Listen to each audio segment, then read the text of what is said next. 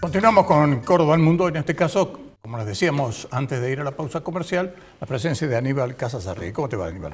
Muy bien. Bueno, voy a comenzar con la misma pregunta que le hice a Diego, persona que es muy conocida tuya y de todo el mundo, porque en un momento determinado era el titular del Instituto de Investigaciones de la Bolsa de Comercio, organismo al cual vos perteneces, estás como director, Como vocal. parte, sí, como director dentro del Consejo Directivo y la mesa directiva. Bueno, pero al margen de eso, la pregunta es si es relato del gobierno o no el hecho de que lo peor ya pasó.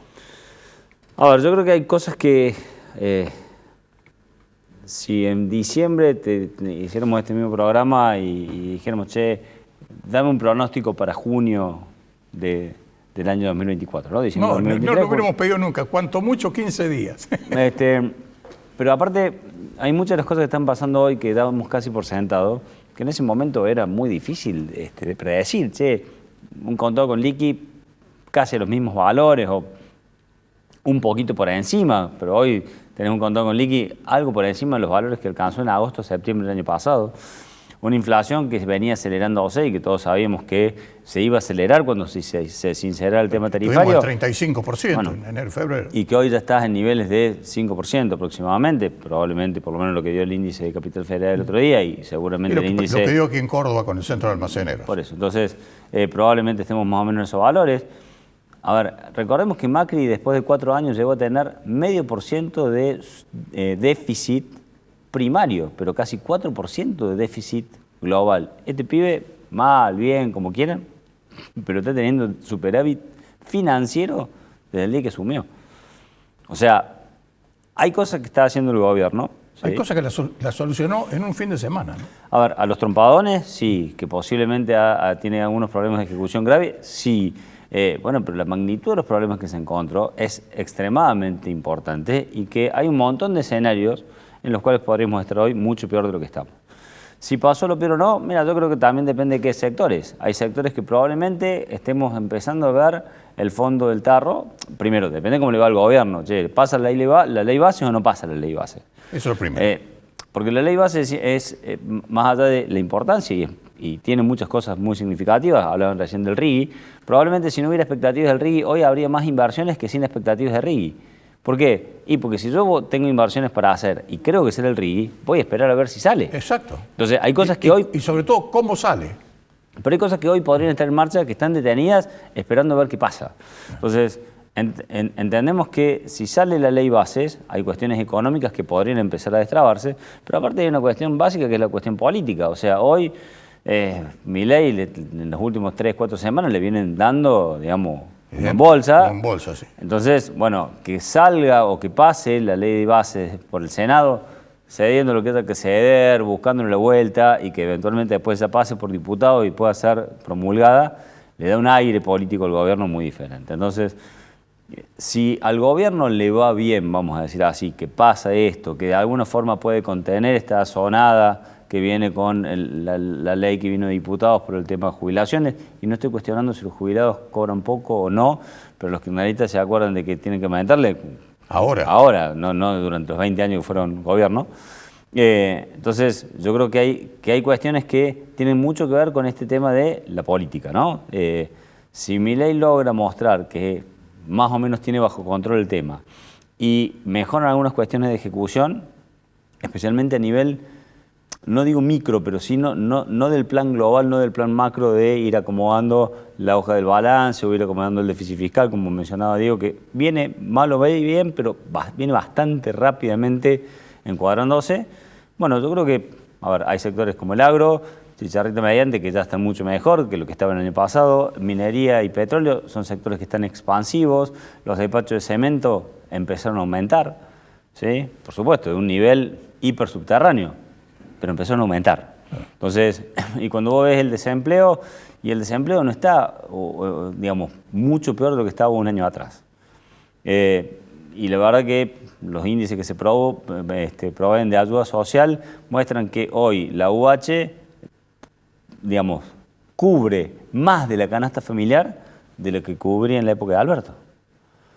Sí, con los aumentos que ha tenido, sí, habitualmente. Por eso vos tenés una calle que está... Había aumentos de más del 100%. Bueno, en el campo. por eso, pero en vez de mantener todos los planes sociales como hizo Macri para contener la calle, ellos hicieron algo distinto. Che, te corto todo lo que iba a las organizaciones sociales, que claramente hay mucho pus que está saliendo a la luz y que veremos qué pasa. Es una corrupción. Pero mantuvieron la ayuda social a ese sector. Entonces, hay un sector de la sociedad que increíblemente le sigue dando muchísimo apoyo al presidente Milei, que le está pasando bastante complejo, que es ese sector medio, ¿sí?, de ingresos fijos. Es lo que decía yo en la apertura.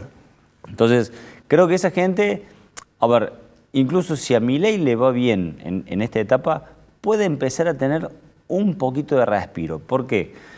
Y porque las paritarias ya empiezan a ganarle a la inflación o a estar cerca de la inflación, pero además vos tenés una tasa de interés mucho más baja, entonces vos empezás a tener las 6 y 12 cuotas, y esas 6 y 12 cuotas aparte con tasas de interés mucho más bajas, con un sueldo un poco creciente, te aumenta el límite de la tarjeta.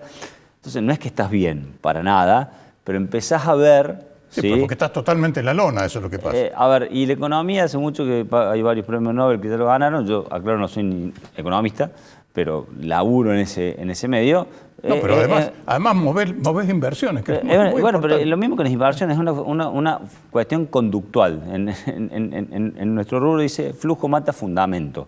¿Sí? Puede haber algo muy bueno, pero si yo no veo que es muy bueno, no lo compro. Bueno, acá las expectativas van generando comportamientos. Si vos crees que estás mal y vas a estar peor, ¿sí?, tu comportamiento va hacia ese lado. Ahora, vos podés estar muy bien, pero crees que vas a estar peor, ¿sí?, tu comportamiento se retrae. Si vos estás mal, pero crees que vas a estar mejor, empezás a actuar en función de esa expectativa. Por supuesto, después la realidad tiene que retroalimentar las expectativas cumpliéndose. Bueno, yo creo que estamos en esa fase y los próximos 60 o 90 días son claves, ¿sí?, porque hay un nivel de deterioro de la sociedad en cuanto al desgaste que ha producido todo esto. Lo que era buena noticia, digamos, se va desgastando, o sea, que baje la inflación dejó de ser el titular. ¿Sí? Entonces, bueno, vos necesitas que la turbulencia financiera que tuvimos estas últimas 2 o 3 semanas se calme. No digo que el dólar baje, que no suba. Vos necesitas que los bonos, el riesgo país de Argentina, vuelva a estar por debajo de 1000, por lo menos. Y tenés que llegar, a ver, acá tenés como diferentes caminos, ¿no?, de diferentes etapas. Vos llegaste a una primera etapa donde estás consolidando los 1500. Bueno, vos tenés que ir a otra etapa donde te vayas a consolidar lo que fue el nivel máximo de los bonos, que fue más o menos 1200, ¿sí?, de riesgo país. Y después te queda una tercera etapa, ¿sí?, que será llevarlo abajo de 1000 para que puedas acceder a los mercados internacionales de deuda de alguna manera, ¿sí?, porque Argentina tiene compromisos crecientes. Sí, pagar la deuda nos va a costar muchísimo. Pero es que ahí hay algo que lamentablemente tenemos que aprender. En el mundo, la deuda no se paga, se rolea. Pero lo que vos no podés hacer es decir, no te pago y no te pago. No, lo que se hace en el mundo se refinancia. Pero está en mano nuestro track record, nuestro carácter, como se suele llamar, ¿sí?, la voluntad de pagar. No tenemos voluntad de pago. Entonces la gente no nos refinancia. Normalmente en el mundo los estados no pagan la deuda, pagan los intereses y van pateando para adelante. Bueno, si Argentina hoy tuviera... Si vos filtrás dentro de la deuda pública lo que es la deuda intraestado, es decir, lo que la tesorería le debe a la ANSES o al Banco Central o al Banco Nación, y vos haces, consolidás toda esa deuda, los números de Argentina son bastante buenos, mucho mejores a los de muchos otros países del mundo, inclusive la TAM. Ahora, Estados Unidos tiene hoy un déficit fiscal de casi el 8% del PBI, ¿no?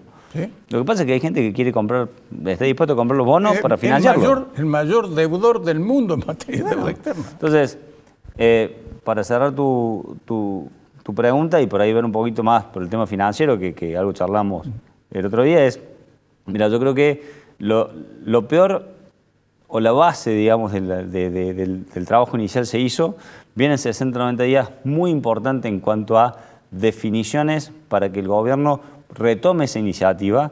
Si lo retoma exitosamente, sale la ley de bases, puede frenar todo este tema del aumento, digamos, casi de las jubilaciones, no bajo control del gobierno, sino bajo control de la oposición.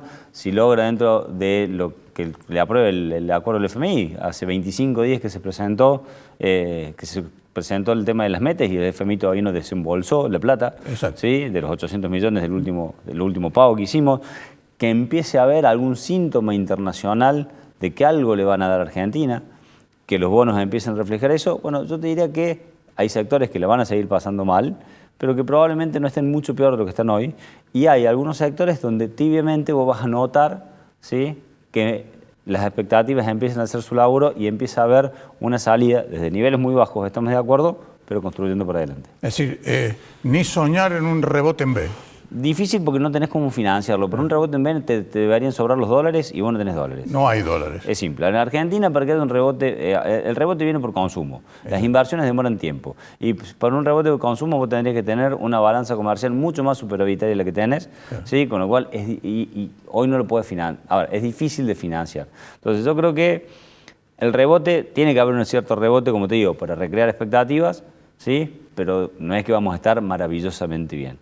Para eso sí hace falta ya otro nivel de ajustes donde Argentina vuelva a ser más competitiva y tenga un poquito de suerte. La verdad que a Milei tampoco lo acompañó, la cosecha de maíz va a ser mucho menor a la esperada. 10 millones menos de toneladas. La inflación en el mundo no bajó, con lo cual la tasa de interés en el mundo sigue siendo alta, si bien bajó en Europa, bajó en Canadá, la que mira todo el mundo, que es la Reserva Federal, hay presiones de inflación en Estados Unidos que no bajaron. Entonces, bueno, si podemos transitar lo que queda de este año, ¿sí?, y seguir ordenando un poco la macro y tener algunas noticias medianamente buenas de la política y que algunas cuestiones micro que está elaborando el gobierno y que hay un tiempo hasta que se implementen, vayan tomando lugar y el mundo te sonríe de cara al 2025. El presidente americano que gane ya va a ser ya tiene 4 años por delante, no es que termine el mandato como termina ahora. Pero y se de todas estabiliza. maneras, con Biden le está yendo bien, es decir.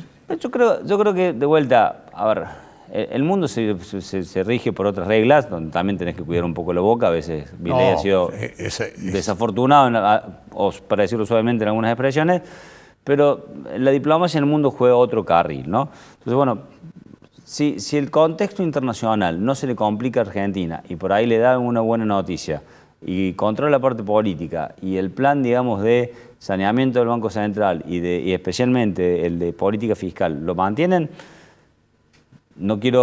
soy cautamente optimista. Hay muchos desafíos, hay semáforos para ir viendo. Sí, y eso no es poco, porque lo que pasa es que venimos de una situación que la gente realmente, cuando Milei lo presentaba, decía, tan mal estamos, éramos pocos los que efectivamente decimos, sí, efectivamente estamos así. Lo veníamos diciendo mucho antes. Es decir, en la época en que ya Massa había abierto la canilla, esto va a explotar antes de las elecciones, decíamos. Yo creo que y ver de dónde venimos y dónde estamos. Venimos muy mal desde hace mucho tiempo. Probablemente Milei es la reacción de una sociedad cansada y por una situación extremadamente crítica, ¿no? Y te soy sincero, yo no soy de los que votó Milei de primera mano y tenía bastante resquemor, porque las propuestas que tenía, de hecho, las propuestas económicas que pusieron en la campaña, en muchos casos, si hubieran salido a hacer una dolarización así de pecho, como se dice habitualmente, con la condición que estábamos, hoy no sé dónde estamos, ¿no?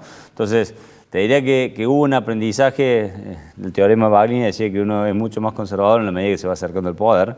Bueno, creo que hubo un aprendizaje. Igualmente, muchas de las cosas... Siguen aprendiendo, a los golpes. A ver, pero eso hay que reconocérselo al gobierno. Hay dos cosas que yo creo que hay que reconocerle. Uno, el hecho de que Milei no tiene que perder, no tiene ni familia, algunos perros únicamente, hace que vos no le puedas criticar. Está bien, fue panelista de televisión, sí, pero nunca fue gobierno. No puedes endilgarle a Milei culpa de nada de lo que ha pasado. No, y que si tuviera alguna arista sucia, como él dice, yo no tengo el culo sucio, ese es el tema. Entonces, bueno, puede hacer cosas que probablemente otro no pudiera hacer. No, de eso no cabe la más mínima duda. Eso creo que es lo primero, ¿no? Entonces, y lo segundo que, a ver, loco pero no tonto, podríamos decirlo con una palabra un poco más procas, pero vamos a decir loco pero no tonto. Sí, él lo dice de otra manera.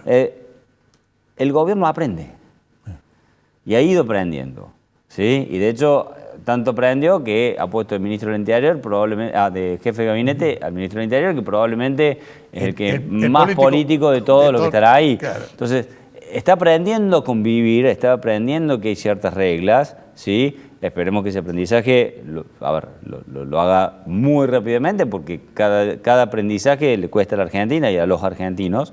Pero hay que reconocer que están en esa... el Estado argentino, ningún Estado es fácil, administrar un país no es sencillo. Argentina, con todo el corporativismo que hay adentro, más, y ni hablar por la situación en la que arrancábamos. Entonces, a ver, tenemos que ser un poquito pacientes, ¿sí? El gobierno se ha equivocado. Sin duda podría haber habido una mejor manera de hacer las cosas. Posiblemente. No sé si yo la verdad creo que se recorrió un camino mucho más grande que el que hubiéramos aspirado inicialmente para estar en este momento. Los desafíos que quedan por delante son extremadamente grandes, pero entiendo, y no para hacer un contrapunto, que en algunos sectores probablemente estemos viviendo lo peor del ajuste. En otros sectores probablemente no. Gracias, Aníbal. Por favor.